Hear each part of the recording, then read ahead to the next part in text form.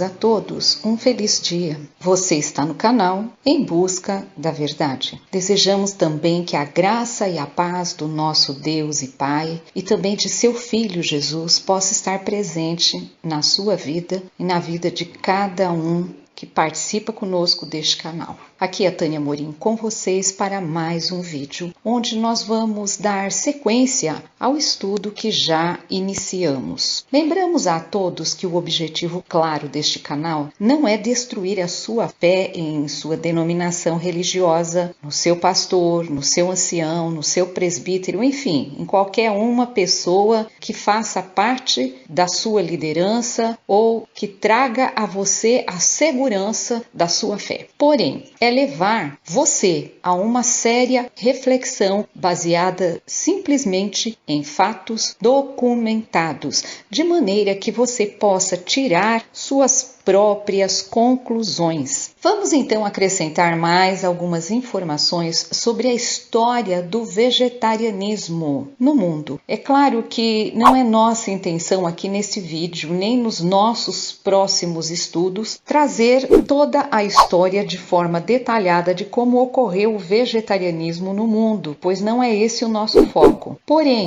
vamos acrescentar algumas informações, uma vez que, devido à manifestação de algumas pessoas querendo saber um pouco mais a respeito do assunto, sentimos a necessidade, então, de complementar algumas informações sobre este assunto. Aqueles que desejam saber mais sobre a história do vegetarianismo, nós também sugerimos que façam uma investigação na internet, pois há muitos materiais a respeito. Claro que, naturalmente, a boa parte dos materiais a respeito deste assunto encontram-se em inglês. Mas vamos lá. Na Idade Antiga, sabe-se que na cultura ocidental, e aqui é chamado cultura ocidental, o que era conhecido na época como região do Mediterrâneo. O vegetarianismo remonta o período da Grécia Antiga. O matemático Pitágoras, que viveu entre os anos 570 e 495 a.C.,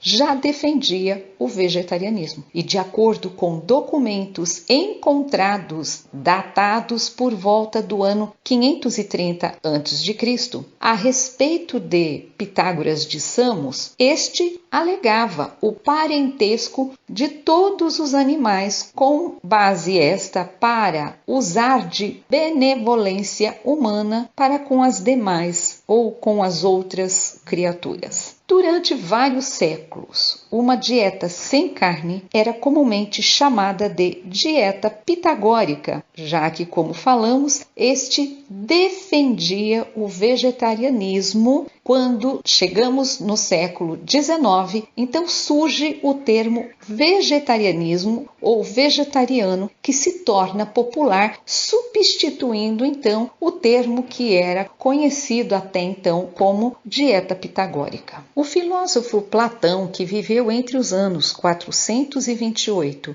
e 348 a.C., ele descreveu uma dieta vegetariana como sendo divinamente ordenada. Aliás, de Platão em diante, muitos filósofos pagãos, tais como Epicuro, Plutarco e especialmente os chamados neoplatônicos, recomendaram uma dieta sem carne. Segundo se sabe por documentos encontrados da época, a ideia defendida do vegetarianismo por estes filósofos estava diretamente ligada à condenação em relação a sacrifícios sangrentos que ocorriam nos cultos pagãos. Além de que isso estava também frequentemente associada à crença da reencarnação das almas e à busca de princípios de harmonia cósmica de acordo com os quais os seres humanos pudessem viver. Abro um parênteses aqui para comentar que é óbvio que era de conhecimento de Platão que também no meio judaico era utilizado o sacrifício de animais de acordo com a própria Palavra de Deus. Na verdade, havia uma crença na Idade Antiga de que uma pessoa, ao morrer, se a sua alma não tivesse um corpo para reencarnar, então poderia se reencarnar em um animal. Razão pela qual os filósofos como Pitágoras, Platão, Plutarco, etc., eram contra o sacrifício de animais e até defendiam um tratamento com benevolência aos animais. Em algumas regiões e culturas, este estilo de vida se materializou de tal forma em que os animais passaram a ser adorados como deuses, tal como nós podemos ver na Índia. Podemos ainda citar outros vegetarianos conhecidos ao longo das eras, como Leonardo da Vinci, que viveu entre os anos de 1452 e 1519 desta era, George Bernard Shaw, que viveu entre os anos 1712 e 1778, Léo Tolstói, que viveu entre 1828 e 1910, Mohandas Gandhi, que viveu entre 1869 e 1948, Franz Kafka, que viveu entre 1883 e 1924, etc. Existem muitos outros. O nosso ouvinte pode se sentir à vontade para estar fazendo uma investigação na internet. O movimento de temperança, que envolveu então o combate à embriaguez em primeiro lugar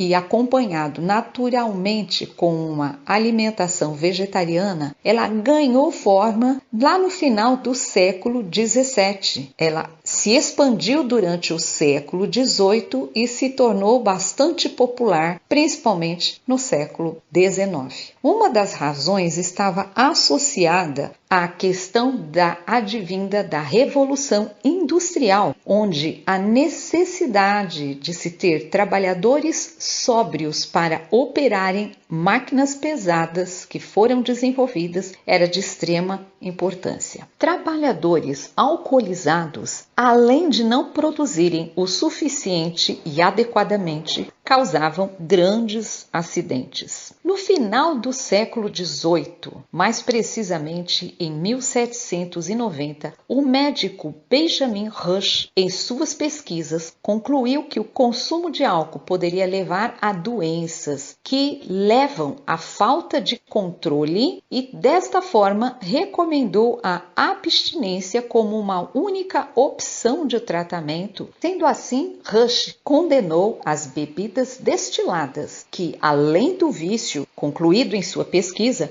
Rush percebeu uma correlação direta entre doenças, mortes, suicídio e também crimes. No final do século XVIII, o Dr. Rush convocou então vários ministros de várias igrejas para atuarem através da pregação das mensagens de temperança. No entanto, as mensagens sobre abstinência do álcool foi amplamente ignorada pelos pregadores americanos até aproximadamente a década de 1820, quando então se levantou o reverendo Sylvester Graham, o Dr. William Alcott, a favor deste movimento, apoiando assim o reverendo William Metcalfe, que havia vindo da Inglaterra em 1817 e havia se estabelecido juntamente com seu grupo na região da Pensilvânia. É importante observar que já em 1737, durante o século XVIII, haviam ativistas de temperanças nativos americanos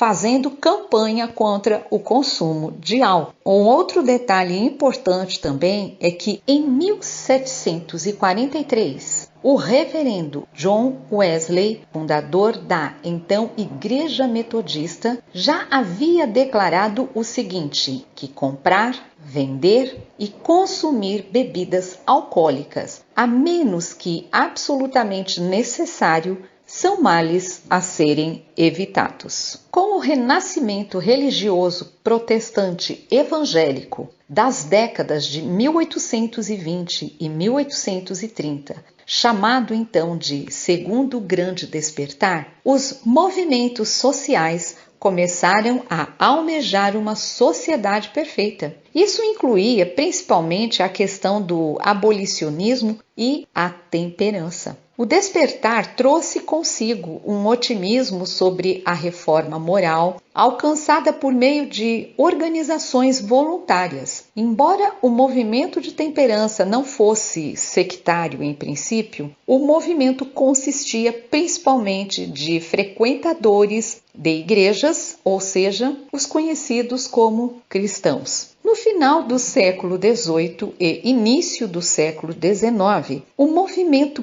pró-saúde, ou movimento da temperança, como ficou conhecido, ganhou força não somente nos Estados Unidos, mas também na Inglaterra, na Irlanda, com o apoio do ministro da Igreja Presbiteriana John Edgar, na Nova Zelândia e também na Austrália. Para se ter uma ideia de como tais informações foram difundidas nos Estados Unidos, a American Temperance Union, que defendia a abstinência total de licores destilados e fermentados, no ano de 1835 ganhou 1,5 milhão de membros. Na Irlanda, por exemplo, o movimento católico de temperança começou em 1838, quando então o padre Theobald Matthew estabeleceu a Teetotal Abstinence Society. Haviam outras questões políticas envolvidas no movimento da temperança, do qual nós não iremos abordar, mas podemos citar como exemplo a informação de que em 1831 havia mais de 24 organizações de mulheres que se dedicavam ao movimento de temperança, já que isso representava uma luta para acabar com uma prática que afetava diretamente a qualidade de vida das mulheres. Muitas delas eram violentadas em suas casas por seus companheiros dominados pela bebedeira. Os filhos sofriam nas mãos de seus pais algozes. A violência doméstica era grande e isso alavancou o movimento feminista nos Estados Unidos como forma de libertação da opressão. Algumas das mulheres proeminentes, sendo que algumas delas passaram da condição de vítimas para líderes de movimentos tais como Amelia Bloomer, Elizabeth Cady Stanton, Susan Anthony, e além de lutarem por movimentos de temperança e libertação feminina da opressão, eram também abolicionistas, já que lutava contra toda forma de opressão e violência. O movimento da temperança não teve frente no Brasil por razões óbvias que podemos citar, tais como: primeiro, apesar de se ter produção de cana-de-açúcar, ela era totalmente voltada para a produção do açúcar a fim de abastecer o mercado europeu e não para alimentar as indústrias produtoras de álcool. Segundo, enquanto o movimento de temperança ganhava força nos Estados Unidos, Reino Unido, Nova Zelândia, Austrália, enfim, o Brasil colônia vivia um impasse político do qual levou a Dom Pedro I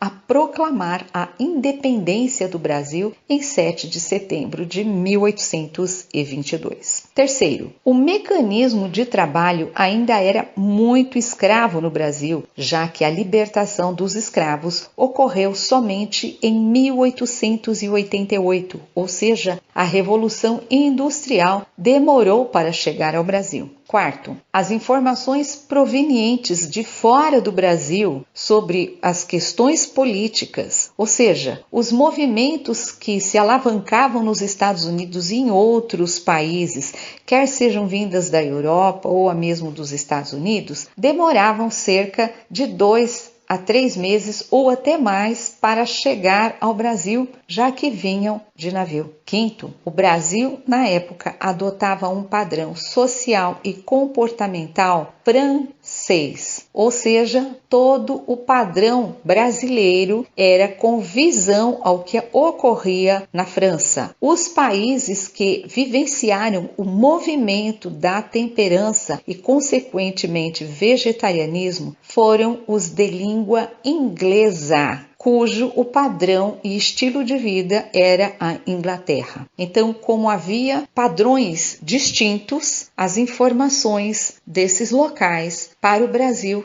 não causaram impacto nem influência. Mas vamos em frente, pois no nosso último vídeo nós nos comprometemos em começar a comparar os escritos de autores proeminentes do princípio de saúde com os materiais de Ellen White. Em primeiro lugar, queremos mostrar algumas citações que foram feitas em livros durante o século XIX. O livro Nature's All Book, cuja edição que nós temos é a segunda, datada de 1835, sua autora sendo Asenath Nicholson. Na abertura deste livro, traz uma informação importante que nos chama bastante a atenção. Lemos o seguinte: lembre-se que no dia 13 de fevereiro de 1835, Asenath Nicholson, no referido distrito, depositou nesse escritório o título de um livro, cujo título está descrito nas seguintes palavras: Nature's All Book, ou, traduzindo, livro da própria natureza. Quem lê, entenda. O direito do qual ela reivindica como titular, em conformidade com uma lei do Congresso intitulada Uma Lei para Alterar as Várias Leis Respeitando os Direitos Autorais. Assinando embaixo, temos Fred Betts e se identificando como secretário do Distrito Sul de Nova York. Observe que nesse caso a autora fez o registro do seu livro,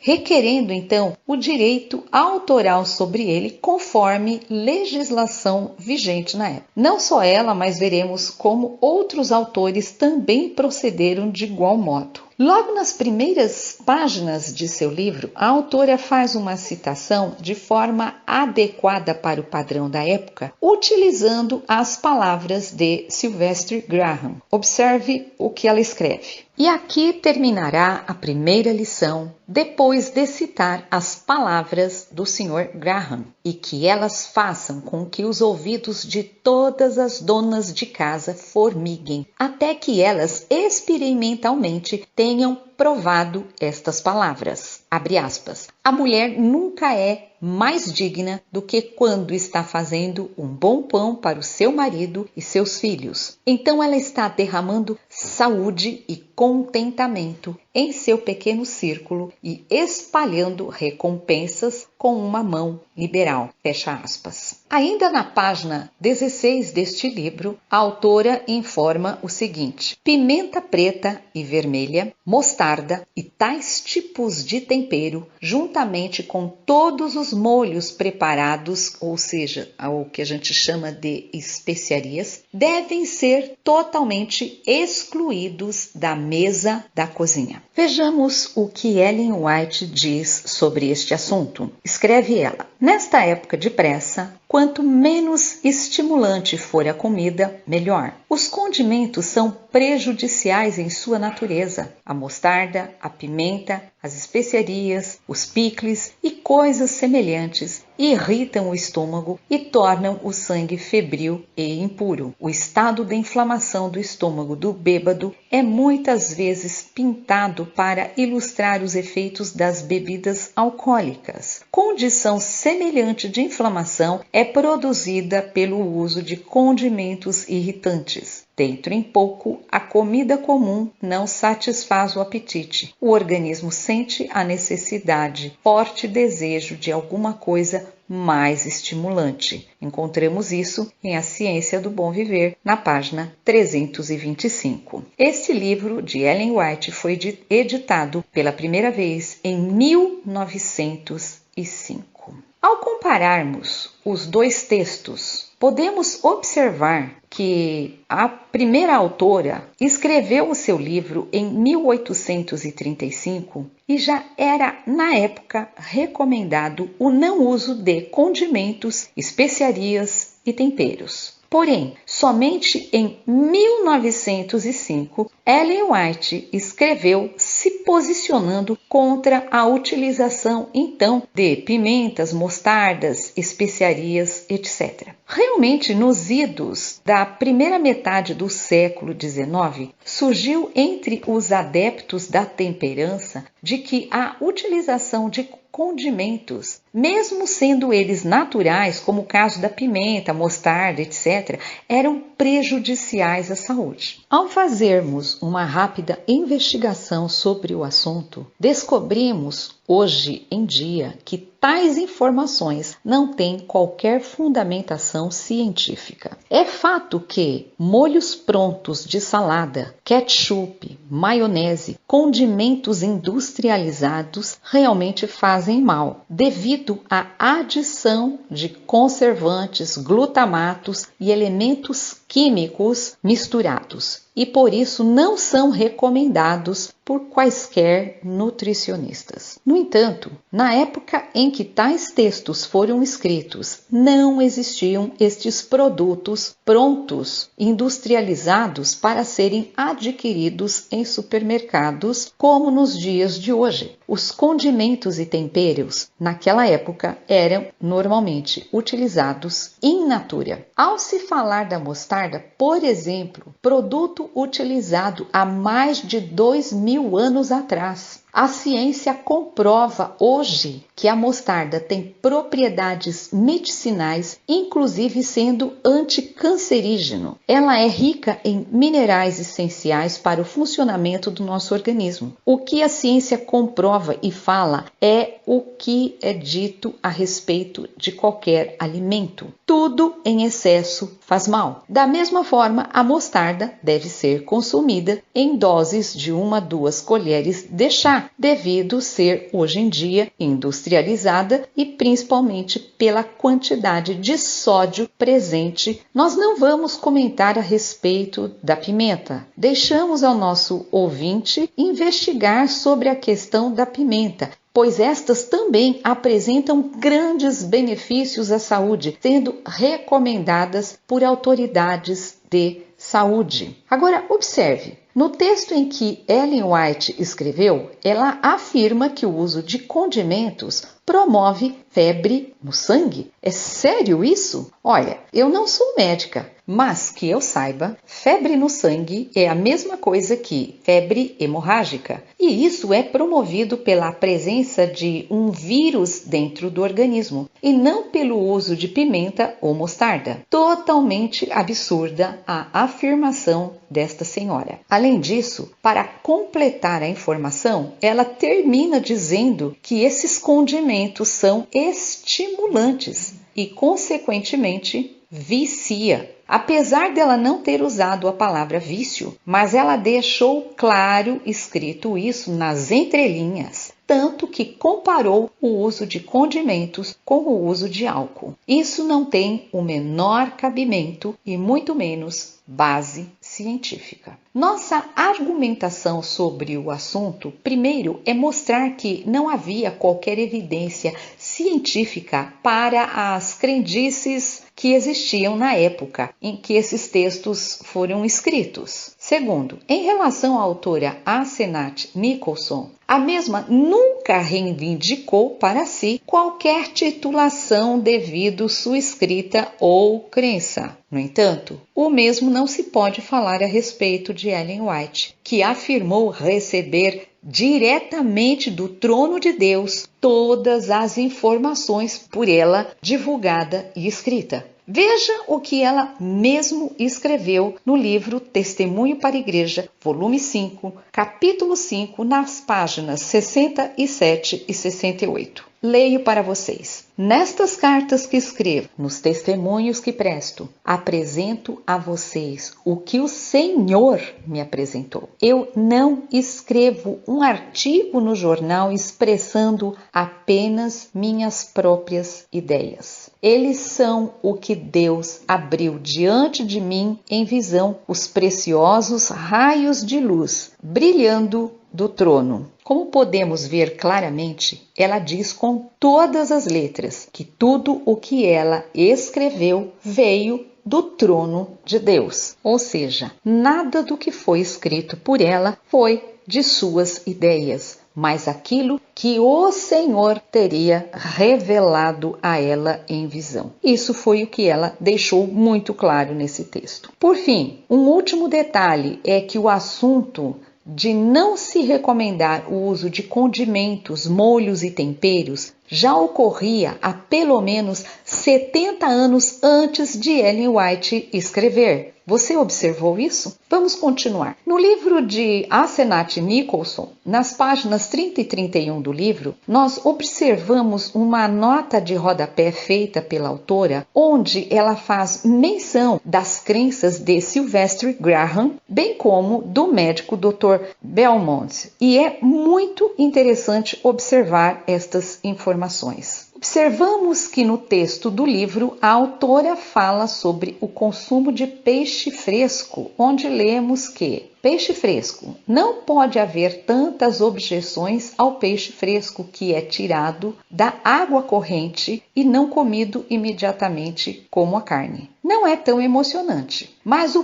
peixe salgado, que é oleoso, não é apenas indigesto, mas disse que afeta os olhos fracos por afetar os nervos. Olha a crendice que existia na época em relação ao consumo de peixe do mar. É muito interessante isso. Ela fala que a carne é indigesta e que vai afetar os olhos e nervos. Bom, sabemos que Deus deixou de uma forma bem clara no livro de Levíticos quais são as carnes limpas que podem ser consumidas, tanto carnes de água doce como de água salgada. Talvez a autora esteja se referindo ao consumo de carne imunda e por isso promoveria tais problemas como ela descreveu. Mas como não há maiores informações, nós não podemos tirar quaisquer conclusões. Vamos para a nota de rodapé, que é o nosso interesse aqui. Lemos o seguinte na nota: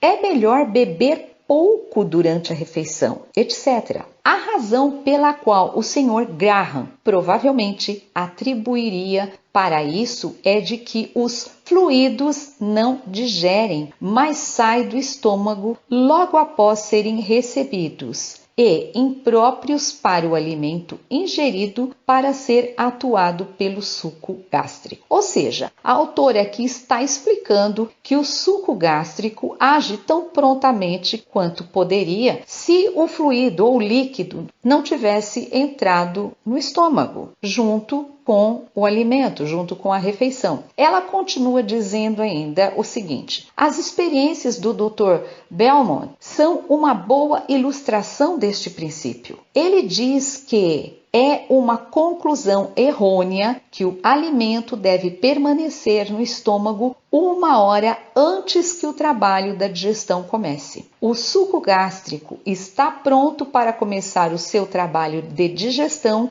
logo após a primeira porção ser ingerida. Beber, então, para dizer o mínimo, não pode facilitar o trabalho de digestão. A água é inerte e, sendo misturada com o alimento, deve retardar a ação do suco gástrico. Veja que aqui ela está escrevendo, ela fez menção de que estas informações vêm do Dr. Belmont. Então, naquela época, já era conhecido que não se deveria ingerir líquido junto com o alimento, porque ele promove retardamento na digestão e atrapalha a digestão, visto que vai se misturar com o suco gástrico. Além disso, o suco gástrico ele passa a agir imediatamente em cima do alimento, quando ingerido no estômago. Quero fazer uma observação ainda que o Dr. Joseph Belmont era um médico inglês e metodista que viveu entre os anos de 1794 e 1855. Mas e o que Ellen White fala sobre este assunto? Vamos ver? Diz ela: muitos erram em beber água fria às refeições. O alimento não deve ser misturado com água. Tomadas as refeições, a água reduz o fluxo de saliva e quanto mais fria a água, maior o dano causado ao estômago. Limonada ou águas geladas tomadas as refeições retardarão a digestão até que o organismo tenha provido suficiente calor ao estômago, habilitando-o a retomar o seu trabalho. Mastigar devagar, permitindo que a saliva se misture com o alimento. Quanto mais líquido se coloca no estômago às refeições, mais difícil se torna a digestão do alimento, pois o líquido precisa ser absorvido primeiro. Isso encontramos em Christian Temperance and Bible Hygiene, na página 51.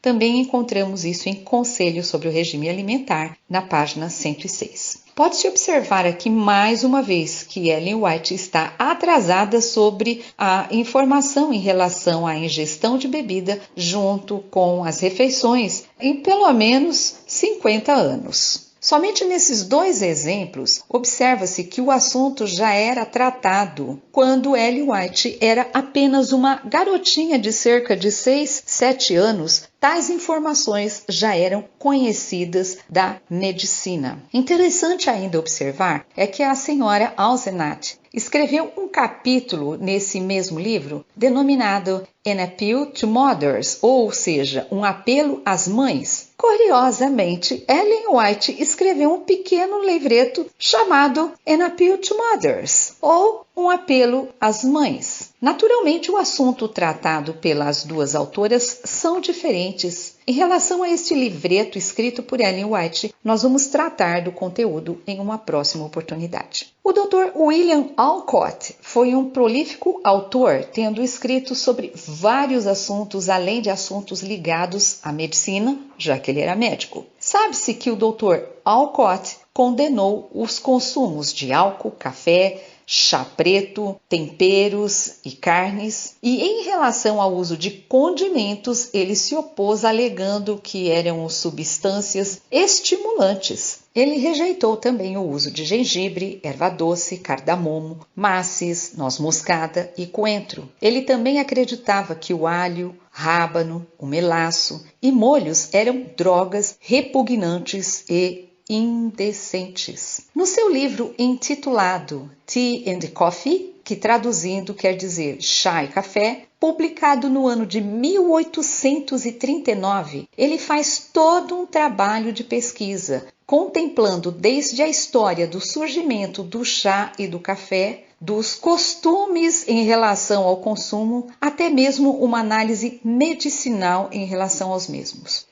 Além disso, em sua análise, ele traz as falas dos principais médicos, cientistas e estudiosos sobre o assunto da época. O livro é dividido em duas partes, sendo que na primeira parte ele trata sobre o assunto do chá, e quando falamos chá, se fala o chá preto, em seus capítulos, e na segunda parte o assunto é só sobre a questão café. Falando sobre o chá, na página 20 do livro, ele diz o seguinte: mas, na linguagem médica, um estímulo ou estimulante é o que tem o poder de elevar o sistema vivo acima do padrão de saúde. Tais são o ópio, cânfora, amônia, álcool e licores fermentados, o vinho, o café, o chá, etc. Dissemos que o chá não é apenas excitante em seus primeiros efeitos, mas que o seu uso é rapidamente seguido de uma depressão vital nervosa, logo que os primeiros efeitos, os sentimentos de excitação terminam. Na imagem, estamos mostrando as citações de outros trabalhos que foram mencionados mencionados neste livro pelo então autor. Ele não só cita a informação, como as devidas fontes, ou seja, os seus autores. Mostramos isso igualmente nos livros de Asenat Nicholson. Ambos os autores fazem as devidas citações dos trabalhos. Veja, isso nos idos da década de 1830. Questionamos então, como é que os defensores de Ellen White ainda têm a coragem de defender os seus plágios,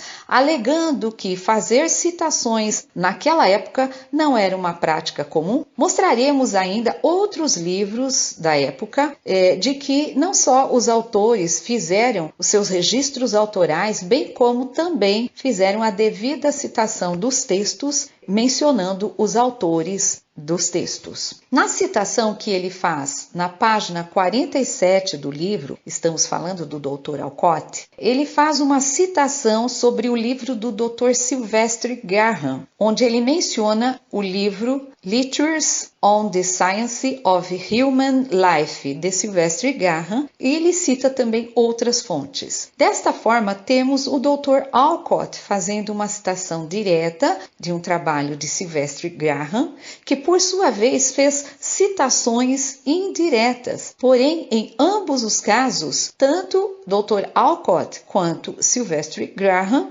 ambos mencionam as informações, fazendo a devida citação, mencionando os seus devidos autores. Neste caso aqui em particular, nós temos o que nós chamamos de citação de citação. Naturalmente, o livro do Dr. Alcott trata também dos malefícios sobre o uso do chá preto e do café, mostrando que os seus efeitos são tão nocivos quanto o uso de bebidas alcoólicas, tabaco ou drogas tipo ópio. O Dr. Alcott, nesse trabalho, realizou uma extensa pesquisa sobre os diversos trabalhos de médicos publicados ao redor do mundo, onde tais médicos se posicionaram contra o uso de chá e café, mostrando seus efeitos nocivos e comparando-os ao uso de álcool, ópio e outras drogas. Naturalmente, este livro do Dr. Alcott é um documento com 174 páginas, somente tratando sobre o assunto chá preto e café, trazendo muitas informações que seriam impossíveis nós abordarmos no vídeo, e nem é esse o nosso foco. Veja o que o Dr. Alcott escreveu na página 81 de seu livro. Que o chá, como outros narcóticos, quando tomado em pequenas doses, anima e por algum tempo acalma aquela irritabilidade nervosa que talvez fosse causada pelo próprio chá, pelo menos em grande medida. Somente aqueles que experimentaram o desgaste do que muitas vezes é chamado de nervosismo podem apreciar o valor de até mesmo um alívio temporário. Neste livro, o Dr. Alcott, ele escreve e mostra o trabalho científico de vários médicos renomados da sua época, como já dissemos, lembrando que este livro foi escrito em 1839, com o objetivo de mostrar os malefícios do uso do chá preto, do café, e ele acaba comentando também sobre álcool, e em relação aos narcóticos, o mais comum em sua época era o ópio. E foi somente em 1890, que Ellen White publicou o livro Christian Temperance and Bible Hygiene, ou seja, 50 anos após a publicação do livro do Dr. Alcott, que já trazia em seu trabalho informações de publicação de outros autores, outros médicos cientistas que anteriormente já haviam se manifestado sobre o assunto. E daí encontramos Ellen White dizendo, 50 anos mais tarde, chá, café e fumo, bem como as bebidas alcoólicas, são graus diferentes na escala dos estimulantes artificiais. O efeito do chá e do café, segundo tem sido mostrado até aqui, tende para a mesma direção do vinho e da cidra, do licor e do fumo. O café é uma satisfação nociva, estimula temporariamente o cérebro a uma ação desnecessária, mas o efeito posterior é a exaustão, prostração, paralisia das faculdades mentais, morais e física. Encontramos isso em Christian Temperance and Bible Hygiene, na página 34, publicado em 1890. Também em Conselhos sobre Regime Alimentar, na página 421. Ainda o Dr. Alcott, em seu outro livro denominado The Young Mother, onde ele escreve diversas orientações às mães sobre os cuidados para com as suas crianças, os seus filhos, dando orientações que vão desde a higiene, vestuário, saúde, alimentação, exercícios físicos, etc. Ele escreve o seguinte nas páginas 197 e 198, a respeito das especiarias.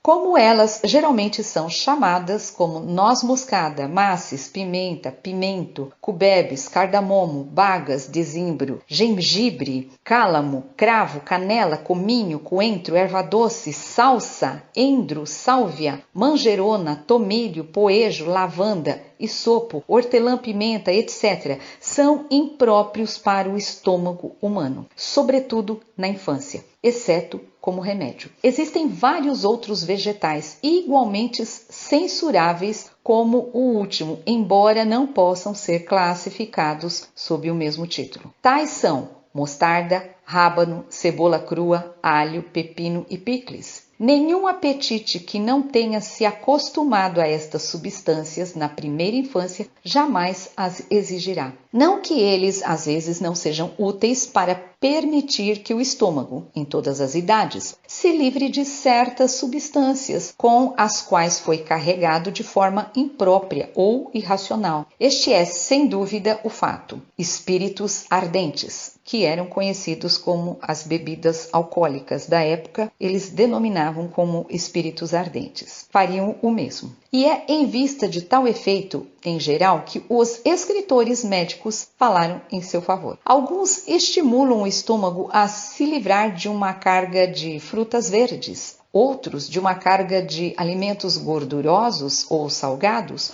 outros ainda de uma quantidade muito grande de comida que é naturalmente saudável. Mas em todos esses casos, eles devem ser considerados não como alimentos, mas como remédios. E devemos chamá-los pelo nome correto. E se retermos a causa da doença, não haverá necessidade de remédios, disse o Dr. Alcott. Agora, mas o que o Ellen White falou sobre este assunto? Vamos ver. Diz ela: os condimentos são prejudiciais em sua natureza. A mostarda, a pimenta, as especiarias, os picles e coisas semelhantes irritam o estômago e tornam o sangue febril e impuro. Já fizemos o comentário sobre a questão do sangue febril, mas veja que ela escreve isso no livro traduzido como A Ciência do Bom Viver. Também diz ela: a condição inflamada do estômago do bêbado é muitas vezes retratada como a ilustração do efeito de bebidas alcoólicas. Uma condição similarmente inflamada é produzido pelo uso de condimentos irritantes. Logo, a comida comum não satisfaz o apetite. O sistema sente uma necessidade, um anseio por algo mais estimulante. Alguns entregam-se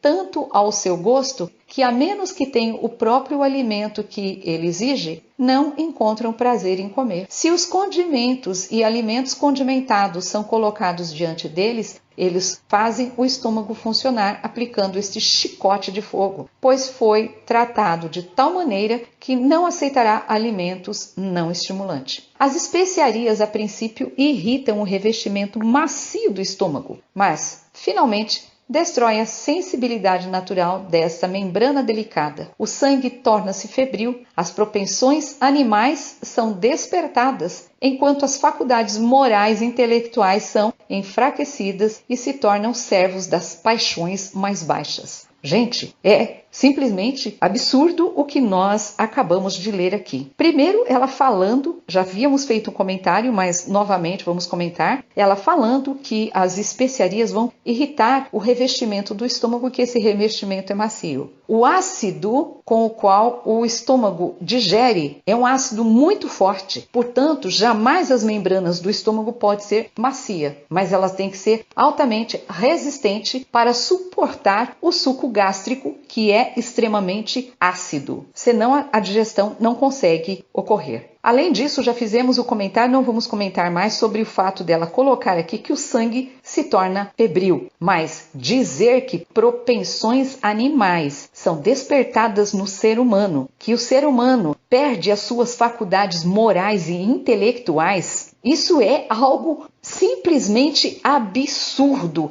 Não existe o menor apoio científico para tal afirmação. E ainda mais, veja o que ela fala, que se você comer uma comida condimentada, gente, você vai se tornar servo das paixões mais baixas. Ou seja, ela está dizendo que isso vai estimular paixões ou sentimentos sexuais na pessoa. Veja que coisa simplesmente absurda. Como é que pode ter gente ainda dizendo que esta senhora recebeu tal informação revelado do trono da graça do nosso Deus? Como é que Deus iria revelar ao que se diz uma profeta algo tão absurdo e tão inverídico? É para se pensar realmente. O Dr. Alcott, em seu livro ainda The Young Mother, na página 202, ele diz o seguinte: tem sido dito algumas vezes que há apenas um tipo de bebida no mundo, isso é, água. Isso é estritamente, ou melhor, fisiologicamente verdadeiro, pois muito embora muitas misturas sejam chamadas de bebidas, é apenas a água que elas contêm que responde a qualquer um dos propósitos legítimos para os quais a bebida foi destinada pelo Criador. Vejamos o que Ellen White diz. Na saúde e na doença, a água pura é uma das mais excelentes bênçãos do céu. Foi a bebida provida por Deus para saciar a sede de homens e animais. Bebida abundantemente, ela ajuda a suprir as necessidades do organismo e a natureza em resistir à doença. Ciência do Bom Viver, página 237. Nunca tomeis chá, café, cerveja, vinho ou qualquer bebida alcoólica, diz ela. Água, eis o melhor líquido possível para limpar os tecidos. Publicado na Review the Herald, de 29 de julho de 1884. No livro ainda Vegetable Diet, Medical Man, do Dr. William Alcott, publicado em 1838, há uma série de testemunhos de pessoas que, ao mudarem suas alimentações, abandonando condimentos, bebidas alcoólicas, chá preto, café, tabaco e adotando uma dieta alimentar saudável, sendo que muitas delas se tornaram vegetarianas, eles relataram uma melhora em sua saúde. Este livro, o Dr. Alcott, ele faz uma seleção de testemunhos mostrando o que aconteceu com estas pessoas. Todos os relatos são de pessoas que estavam sofrendo de alguma doença. Observe que isso foi publicado em 1838. Um exemplo disso nós podemos observar na página 46 e 47, onde está registrado na carta encaminhada ao médico a melhora obtida por uma pessoa por mudar a sua alimentação. Já na página 130 do mesmo livro, há um relato de um outro médico que se curou de uma doença que ele tinha, ou seja, a gota, com o uso de uma alimentação vegetariana. O texto relata que este médico, ele na época, quando escreveu a carta, estava com 73 anos, continuava trabalhando, ou seja, praticando a medicina, e ainda caminhava todos os dias cerca de 6 milhas, ou seja, 10 quilômetros, para ir e voltar do seu trabalho, já que ele ia e voltava a pé. Nesta imagem, é possível também observar as citações realizadas pelo Dr. Alcott em relação ao professor Dr. Lawrence, dando inclusive um pequeno currículo deste médico cientista, e após a este currículo vem então a citação do cientista. Ou seja, as citações, além de ser regulamentada pelos órgãos oficiais americanos, de ser moralmente correto, era algo comum, já que em todos os livros que nós apresentamos até agora, todos apresentam as devidas citações de forma correta do padrão da época, mostrando o texto e o autor. O interessante é observar que em seu livro, esse mesmo livro, porém com a edição revisada de 1851, algumas informações diferenciadas foram acrescentadas pelo Dr. Alcott. E aí ele faz a menção aqui dos autores, doutores Colles e Dr. Shell, ambos médicos, ambos vegetarianos. O Dr. Colles, por exemplo, ele era um adventista milerita, ele foi o autor preferido do qual Ellen White copiou o trabalho sem dar o devido crédito, ou melhor dizendo, ela plagiou literalmente o trabalho do Dr. Colles. Mostraremos isso no próximo vídeo. Diante desses documentos que aqui apresentamos, fica evidente que a prática da alimentação saudável, a dieta vegetariana, era algo bastante divulgado já na década de 1830. Temos visto muitos defenderem Ellen White, alegando que ela era uma mulher à frente no seu tempo, dizendo que ela em sua época escreveu coisas que a ciência comprova hoje em relação à alimentação saudável.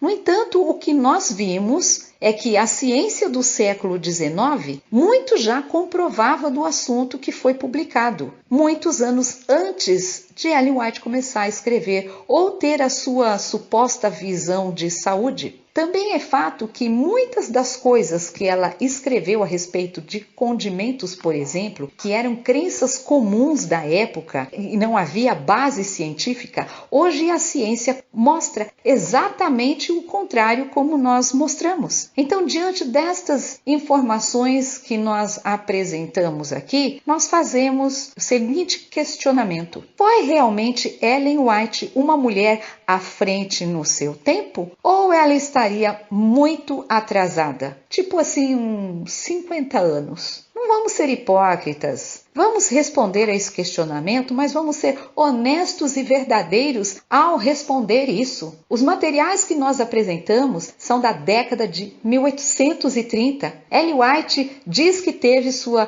primeira visão ou a sua grande visão de saúde no ano de 1863. São muitos anos depois, 15, 20 anos depois, sendo que sobre essa questão de alimentação e saúde, ela era menina e isso já era pregado nos púlpitos das igrejas. Novamente questionamos, para que Deus daria uma visão, uma revelação sobre um assunto de saúde que já era de conhecimento público por muitos anos, tal qual Ellen White alegra ter tido visões e mais? Por que Deus iria revelar a Ellen White informações que são comprovadamente falsas hoje em dia, como o uso de canela, de cravo e pimenta, mostarda, etc., que ela alegou ser prejudiciais à saúde e que hoje médicos nutricionistas mostram que fazem muito bem à saúde a utilização desses alimentos? Deus teria feito uma revelação mentirosa para Ellen White? Em nosso próximo vídeo, continuaremos a mostrar mais informações sobre os livros médicos e autores que se levantaram durante um movimento de temperança ocorrido nos Estados Unidos, onde nós vamos comparar as informações e falas destas pessoas que se levantaram como líderes do movimento, muitos deles sendo médicos, e vamos comparar com a fala de Ellen White. Portanto, não percam o nosso próximo vídeo. Se você gostou do nosso vídeo, deixe o seu like, inscreva-se em nosso canal, ative o sininho de notificações e não esqueça de compartilhar estas informações com o maior número de pessoas possíveis. Um grande abraço, fique com Deus.